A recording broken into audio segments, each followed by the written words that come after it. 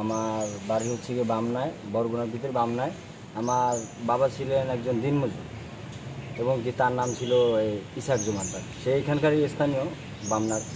সে ভালো একটা মানুষ ছিল, সবাই বলতো এবং ভালো কাজও করতো।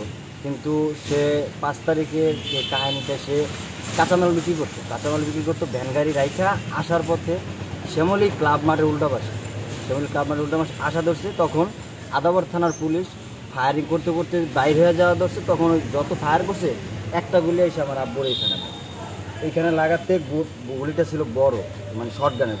এইখান থেকে লাইগা পিচ দেওয়া বাইরে, আবার এই বুক দিয়ে ঢুকে পিচ দেওয়া বাইরে গেছে। সে ওইটা ধৈরা যে পড়ে গেছে, সে পোড়াতেই একেবারে ডেড হয়ে গেছে। আমি খবর পাইছি, আমি 3টার 8 নাগাদি আমাকে একটা ফোন আসছে যে তোর আব্বু গুলি খেয়েছে। ফোন কাইটা দেওয়ার পর আবার 1 মিনিট পর ফোন দিয়ে বলতেছে তোর আব্বু নাই, মারা গেছে। আমি হতবাক, আমি ওইখানেই পড়ে গেছি। পড়ে যাওয়ার পর সবাই উঠায় নিয়ে পানি টানি দিয়েছে। তারপর এখনও লাশ পাই নাই। ফার্স্টে গেছি ঢাকা মেডিকেল, পরে গেছি নিটোরে, তারপরে গেছি পঙ্গুতে, পাই না। পরে গেছি ঢাকা মেডিকেল যাইতে পারি না, গোলাগুলির কারণে যাইতেও দেয় না, রাস্তা বন্ধ করে দিয়েছে। ওইখান থেকে পুরান ঢাকা থেকে আমি ব্যাগ নিতে দেয় না, ওইখানে মারামারি চলতেছে, যাইতে দিবে না। লাস্ট পর্যন্ত খুঁজে পাই না কিন্তু খুঁজে পাই না। পরে গেছি জরুরি বিভাগে, সরদি জরুরি বিভাগে ফোন আসছে যে তোমার আব্বুকে পাওয়া গেছে। যা দেখি আমার আব্বা শুয়ে গেছে, আমি তো ওইখানে অজ্ঞান হয়ে গেছি। পরে ওইখান থেকে আমার আব্বু আম্মা আসছে, আসার পরে যে লাস্ট তারা পোস্টমর্টম করতে হলে, মামলা করতে হলে পোস্টমর্টম করতে হবে। আর আমি বলছি না, আমার বাবার তো কোনো অসুখ বিসুখ নেই, আমি কেন পোস্টমর্টম করে দিই। আমি ওইখান থেকে নিয়ে আসছি। তারা আমার হাসপাতাল থেকে আমার এমন একটা লাইসেন্স দিল না যে আমার বাবাকে গুলিবিদ্ধভাবে আমি আনছি। এরকম কোনো লাইসেন্স, কোনো কাগজ, কোনো ডকুমেন্ট আমাকে দেয় না।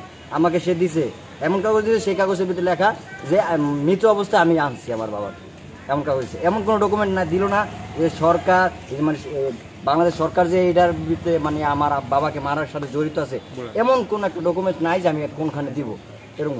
তারপরে আমার বাবাকে আমি আনছি, আইনা বামনাতে আইনা আমার বাবার ভিটায় কবর দিচ্ছি এখানে। তারপর আজ পর্যন্ত কেউ আসেও না, দেখেও না, মানে কথাবার্তা বলে না যে তোমরা কেমন আছো, কী করো, খাওয়া দাও।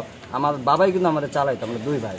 আমার বড় ভাই একজন আছে, সে একটা কোম্পানি চাকরি করে, কোনো মতে তার সংসারটা নিজে চালায়। সে বিয়ে করছে, 2 ছেলে মেয়ে আছে। আর আমার বাবা, আমি আর আম্মু একসাথে থাকি। এই আমার বাবা যাওয়ার পর যে আমরা কতটা ভেঙে পড়ছি আমরা নিজেরাই জানি, কারণ আমার দিয়ে তো আর সংসার চলতো না, আমার বাবাই তো সব টাইমে টুনে নিত। এরপরে এমন আমার বাবার যে নৃশংসভাবে মারা হয়েছে, এটা আমি যে বইলে বেরো না, কারণ মানুষ এখন এই মাথা বেচা টাকা নেই। আমি দেখছি আমার বাবার মাথা বেচা পর্যন্ত মানুষ মানে রাজনীতি করে শুরু করছে। আমি তখন চিন্তা করছি না, আমার বাবার মাথা বেচা দিব না, যেইখানে যেটা দরকার আমি ওইখানে নিজে থাইকে যে আমি দিব। তার জন্য আমি কালকে আমাকে সমন্বয় ভাই ফোন দিয়েছি, রেজল ভাই, আমি ওইখান থেকে টিকিট কেটে রাতে এসে বসছি এখানে।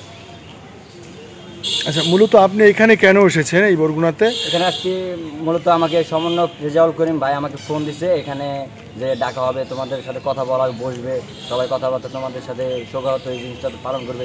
কিন্তু তাদের সাথে একটা দুর্বিঘ্ন ঘটনা ঘটে গেছে, এটা আমরা পরে জানতে পারি। এই কারণে আমরা রেজাউল ভাই কি না, আমার বাবাকে এমন কোনো স্বীকৃতি দিল না যে আমার বাবাকে গুলিবিদ্ধভাবে মারা হয়েছে। এরকম কোনো স্বীকৃতি আমি এই বাংলাদেশের বুকে থেকে আমি কোনো থানা থেকে পাই না। এবং কি আমার মামলা যে করবো, মামলা কার নামে আমি করবো, ওইখান থেকে আমার হ্যারেস করা হয়েছে।